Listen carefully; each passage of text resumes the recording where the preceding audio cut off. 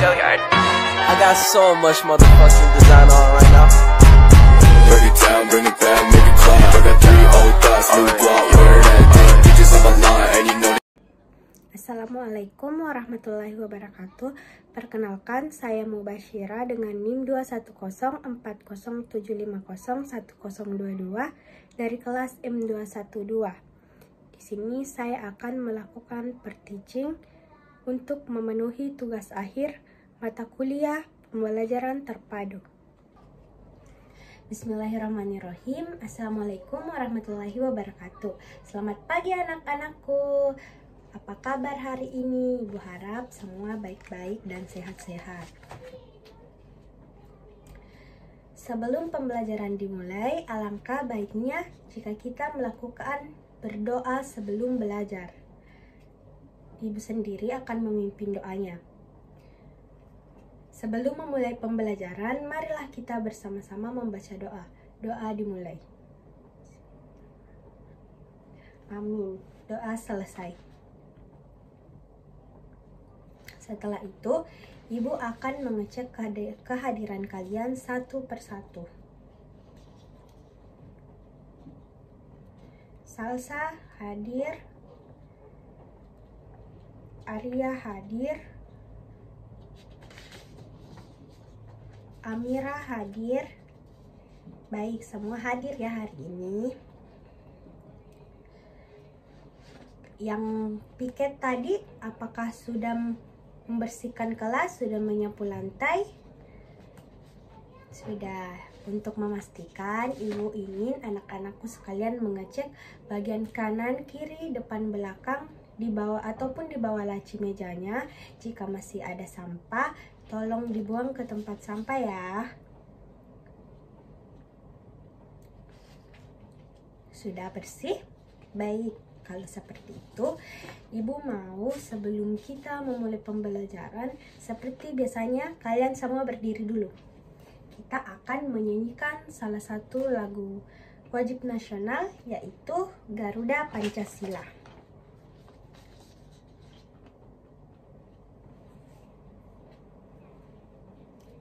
Oke. Garuda Pancasila, akulah pendukungmu, patriot proklamasi, sedia berkorban untukmu. Pancasila dasar negara, rakyat adil makmur sentosa, pribadi bangsa. Ayo maju, maju, ayo maju, maju, ayo maju, maju. Baiklah, setelah itu hari ini kita akan mempelajari tema 1, pertumbuhan dan perkembangan makhluk hidup, subtema 4, pertumbuhan dan perkembangan tumbuhan, pada pembelajaran kedua. Tujuan atau manfaat yang akan kita dapat dalam mempelajari subtema ini adalah kita dapat menemukan kosakata baru serta mengetahui ciri-ciri kebutuhan pertumbuhan dan perkembangan makhluk hidup, serta mengetahui makna-makna dalam keberagaman. Setelah itu,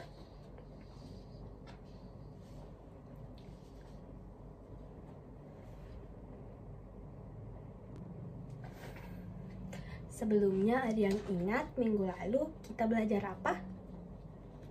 Ya, minggu lalu kita belajar tentang teks non-fiksi. Ada yang masih ingat apa itu teks non-fiksi?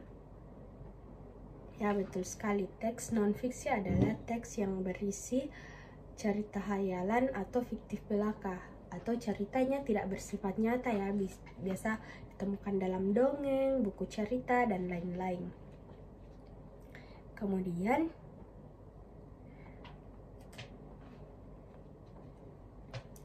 Ibu akan membagikan kalian bahan ajar.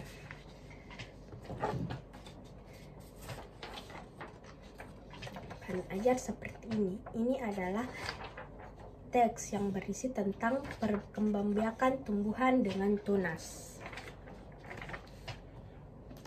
Sebelumnya, Ibu akan membacakan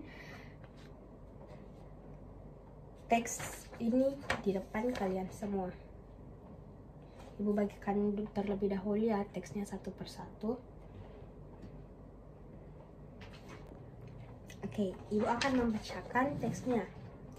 Jadi, perkembangbiakan tumbuhan dengan tunas. Selain dengan biji, tumbuhan berkembang biak dengan tunas. Tunas adalah anakan yang tumbuh di dekat tumbuhan induknya. Ada juga tunas yang tumbuh di daun induknya, contohnya tanaman cocor bebek. Salah satu contoh tumbuhan yang bertunas adalah pisang. Tunas pisang tumbuh dari batang yang ada di dalam tanah. Tunas pisang tumbuh menjadi tumbuhan baru di sekitar induknya. Tumbuhan cocor bebek berkembang biak dengan tunas daun. Tunas cocor bebek tumbuh di tepi daun. Gambar tersebut adalah gambar pohon bambu, cocor bebek, dan pohon pisang. Pohon bambu juga berkembang biak dengan tunas. Anakan bambu akan tumbuh di dekat tumbuhan induknya. Batang pohon bambu banyak manfaatnya. Salah satu manfaatnya digunakan untuk bermain. Kalian bisa lihat di bahan ajar yang Ibu bagikan ada gambar daun cocor bebek, pohon pisang, dan batang bambu. Pohon pisang tunasnya tumbuh dari bawah tanah ya, di dekat batang induknya. Sedangkan daun cocor bebek anaknya tumbuh di pinggiran daunnya, mengelilingi pinggir daun induknya. Begitupun dengan pohon bambu. Pohon bambu juga sama karena tumbuh dari dalam tanah di dekat batang induknya. Setelah kalian membaca teks pada bahan ajar yang Ibu bagikan, silahkan cari kosakata yang baru kalian temui atau kata-kata yang belum pernah kalian dengar sebelumnya. Lihat, dengar, atau baca.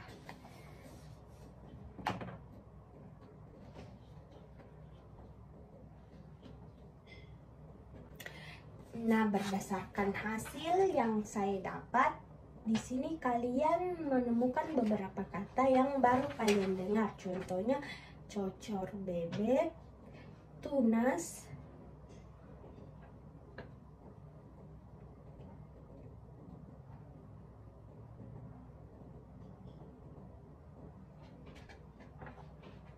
contohnya cocor bebek dan tunas.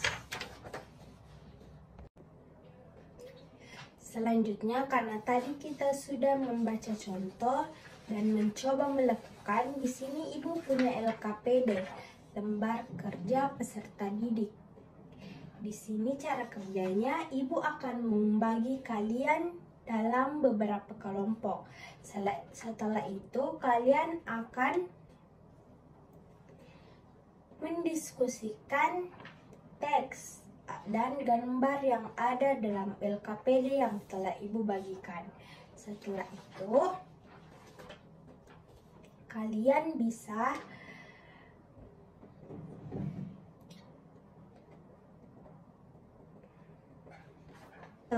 perwakilan kelompok atau salah satu dari teman kelompok kalian akan maju untuk membacakan hasil diskusi kalian, dan sedangkan kelompok yang lain atau teman kalian akan menuliskan hasil diskusi yang teman kalian baca.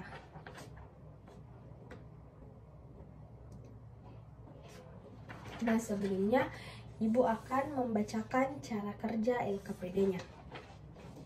Di sini ada gambar orang yang tidak pakai jilbab, ada yang pakai jilbab, ada yang berkulit putih, ada yang berkulit sawo matang. Jadi gambar ini menunjukkan beberapa orang yang memiliki perbedaan agama, suku, ras, tempat tinggal, maupun perbedaan lingkungan, tetapi mereka memiliki persatuan yang baik. Di sini teksnya, Indonesia adalah negara yang kaya akan keberagaman dari suku, budaya, ras, hingga agama. Ada yang tahu berapa agama yang ada di Indonesia? Tidak ada. Jadi agama yang diakui di Indonesia itu ada 6. Yang pertama, Islam, Kristen, Katolik, Hindu, Buddha, dan Konghucu. Karena ada banyak agama, maka diperlukan rasa bersatu antar umat pemeluk agama yang berbeda-beda. Karena adanya banyak agama, maka diperlukan rasa bersatu antar umat pemeluk agama yang berbeda-beda. Ada banyak manfaat yang akan didapat dari sikap menjaga persatuan dalam keberagaman ini. Yang pertama, hidup rukun, mempererat hubungan, terhindar dari perpecahan dan konflik. Yang keempat, adanya semangat kebersamaan. Setelah kalian mencermati dan membaca teks ini, Ibu harap kalian mendiskusikan bersama teman sekelompok kalian tentang gambar dan teks yang ada di sini. Kemudian catatlah kata-kata baru yang kalian temui seperti contoh pada bahan ajar sebelumnya. Kemudian sebutkanlah manfaat yang diperoleh jika menjaga persatuan dalam kebersamaan. Manfaatnya ada dalam teks di sini. Kemudian diskusikan hasil kerja kelompok bersama teman, guru, dan sekelasmu.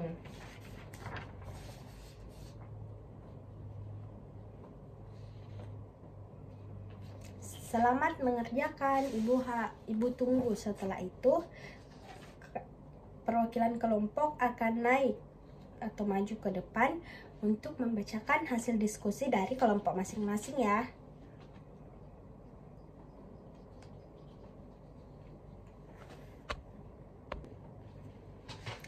Setelah tadi temannya naik, yang lain mencatat ya apa secara individu. Semuanya mencatat apa yang disampaikan temannya tadi.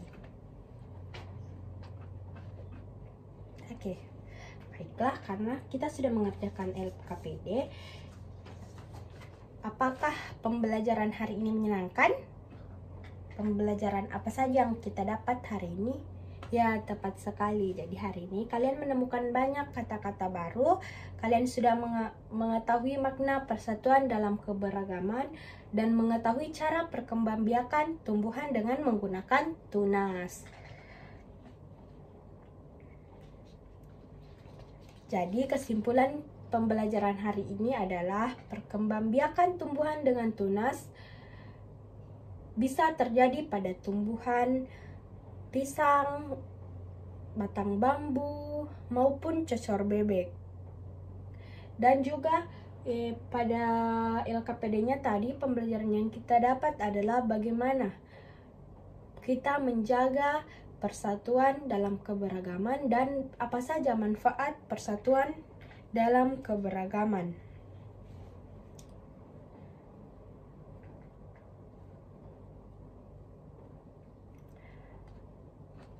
Jadi Ibu harap anak-anakku semua mengulang kembali atau mempelajari kembali pembelajaran kita pada pagi hari ini.